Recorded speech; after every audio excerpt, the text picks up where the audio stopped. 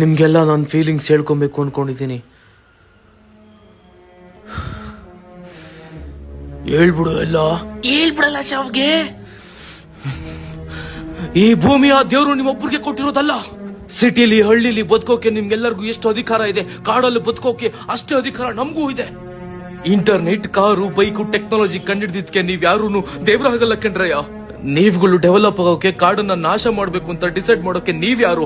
ಈ ಪ್ರಪಂಚ ಬರೇ ಮನುಷ್ಯರಿಗೆ ಅನ್ನೋ ಹಂಗದಿದ್ರೆ ಆ ದೇವ್ರು ನಮ್ಮನ್ನೆಲ್ಲ ಯಾಕ್ರಯ್ಯ ಸೃಷ್ಟಿ ಮಾಡ್ತಿದ್ದ? Education development.